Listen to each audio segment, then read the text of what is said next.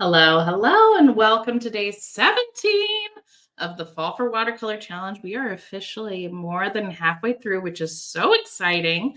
Today, we're going to do some brush lettering, and we're going to be making some juicy paint puddles to start with. But if you happen to have liquid watercolor, so these would come like the Dr. P.H. Martin's watercolors, or it might come like in a little dropper or something. This could be a really fun opportunity to use that. And so when I'm using liquid watercolors, I like to use like a deviled egg dish so I can use the little buckets of color. But I do not have those handy right now, so I'm going to be making some paint puddles.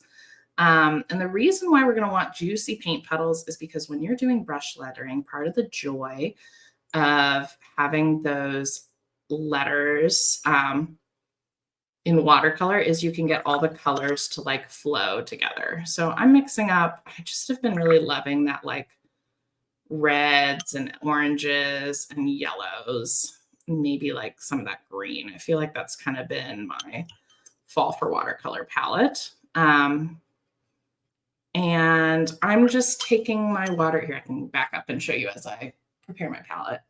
So I'm just taking water from my water cup. My orange is a little messy, so I'm kind of getting a lot of water in there and schlepping out some of that gross color onto my paper towel. I think that's good enough. Clean up our little yellow. It looks so much better. All right. I feel like that is enough. If you want to write it out, I'm going to write fall, y'all. Okay. So I want my letters to touch. So I'm going to do, I'm going to kind of have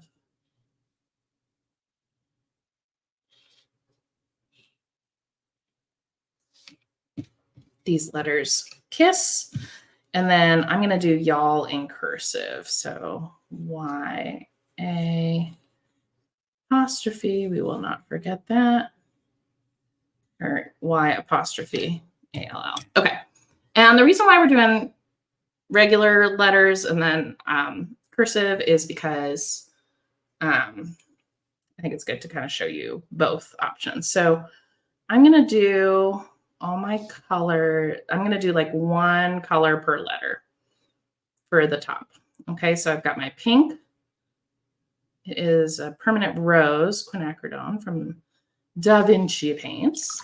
Okay, and then I'm going to grab a nice, juicy, hearty, full color of my permanent red. And I'm not going to have them touch yet until I'm ready. And I'm going to just make this a little bit bigger and have it kiss, smooch. And when they smooch, you're going to see that the color goes on in together. And so the reason why we talk about having really juicy paint puddles is because if your paints are too dry and the letters have already dried up, you're not going to have much luck with that flowing, bleeding part of the brush lettering. Get out of here, pencil. Okay, so again, I've left a little bit of space. Now I'm going to make them smooch. Are we ready? So romantic. Oh, so close. Oh, yeah, baby. Okay. I just kind of brought that L bottom down to give a little color differentiation. Then I think I'm going to do my olive green. Ah, I don't know what that was. Spooky things are happening in here. Okay, and here I let it smooch too soon, and you can see that I had a little less control over where the smooching went. So I like to smooch at the end because then it's like a really nice clean bleed. In this one, it kind of just cascaded into the rest of the place where I was painting. So that's not a big deal. I don't mind it too much, but there it is. Okay, so let's go ahead and do the cursive part. And the fun thing about the cursive part is you can just kind of pick different colors as you go. So I'm going to reload my brush a little bit. I'm going to grab some of the orange color. And I like to tap my brush really quickly on my palette or on my paper towel before I start, so it's not too too juicy, I guess, because if it's way too juicy, then the paint's just going to go everywhere. So you want like a nice even coverage, but you don't want it to be like, I don't know, like an ocean over there. Okay. I want a little bit more thickness to this line here. So I'm going to just thicken that up. Okay. And you can see that the colors gently cascading into each other here. I'm going to add a little bit of my permanent red. I'm going to do my apostrophe in that color too. Let's do some yellow. We haven't used our yellow yet. Oop, I didn't tap it to my paper towel. And you can tell. So you can always soak up a little bit of that by kind of drying your brush, and you can, I don't know, kind of move it around where you want it. We'll see if I like that. I don't like that you can see the pencil line underneath. Another thing I've seen people use is use those like, I want to soak up a little bit more of this yellow because I think I'm going to put some green here and then end on the pink. I've seen people use those Karen markers. That's what they're called. And they'll use like a light gray. And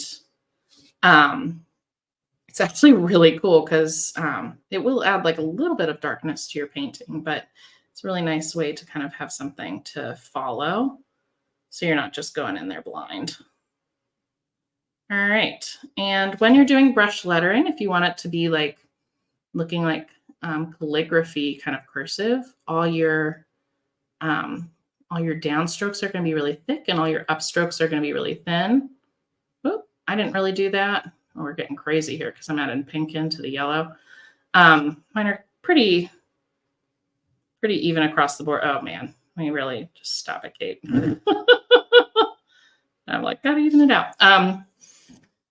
So mine is pretty somewhat even across the board. But if you're wanting to kind of have that more calligraphy look, you would do something more along the lines of, let me get a piece of paper. I'll show you. We can do it with the same word. I'll just do it a little bit bigger so you can see. So we'll do like a big kind of side of your brush Sasquatch. Okay. And this is where you really want. So Sasquatch, and gently lighten the pressure so that it's kind of like your leaves, how you're lightening the pressure. Okay, so this one is a downstroke. So let's grab some more paint for our paint petals. That one's nice and thick. Kind of evening that out a little bit. And then you can see our upstroke is nice and thin. Fun thing about like the modern style of calligraphy is it doesn't have to like super be in a line, which is great because there's no way I can abide by a line. Okay. And so we're coming back up, and you can fake it. It doesn't have to be like in one fell swoop. So I'm going to come up in one. I'm totally going to run out of room, but that's okay. And then down with a thick line.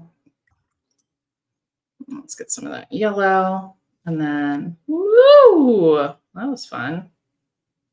Oops. So that one was an up line, and then this one is the down line. So this one was too thick. But that's okay. We're enjoying ourselves. Okay. So let's try it again. Up, thin, down, thick. And again, I would probably go over this to like get more full coverage. So down, thick. Then you can kind of do like a little woo. Don't forget the apostrophe. Perfect. All right. So that is how you would do some brush lettering. So this is super fun. You don't have to just write fall, y'all. It applies to anything. So I can't wait to see what y'all come up with. Yay. So fun. Anyway, happy painting. And I'll see you back tomorrow for we're going to paint some s'mores. So I'll see you around. Happy painting.